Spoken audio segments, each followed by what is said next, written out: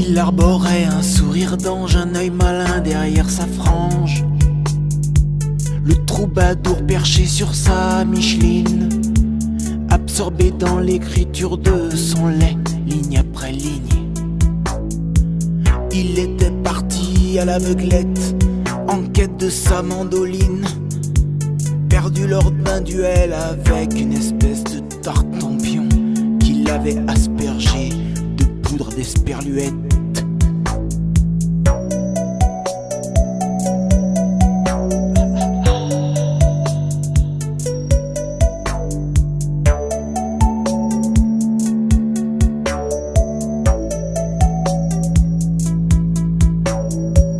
En regardant l'horizon du haut de son wagon, il se posait mille questions, des interrogations métaphysiques pour ce simple baladin.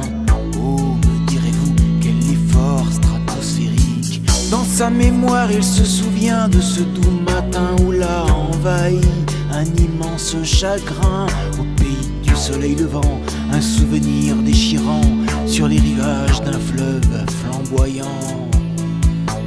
Une demoiselle sortie du fond des âges, par-delà les mers au pays des sarcophages, lui avait littéralement brisé le cœur, effeuillant son amour comme on effeuille une fleur. Une demoiselle sortie du fond des âges, par-delà les mers au pays des sarcophages, lui avait littéralement brisé le cœur, effeuillant son amour comme on effeuille une fleur.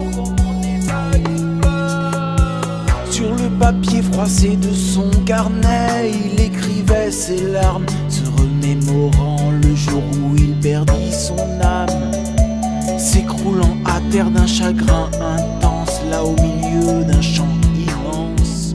Autour des astragales finit pour lui son idéal.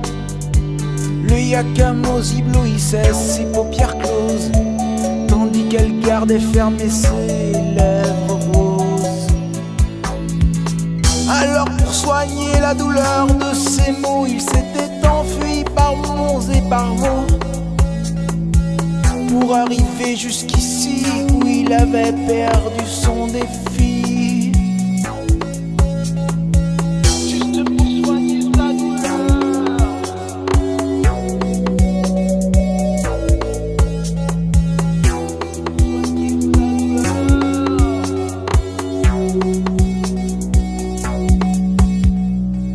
Le voilà maintenant sans amour, sans instrument.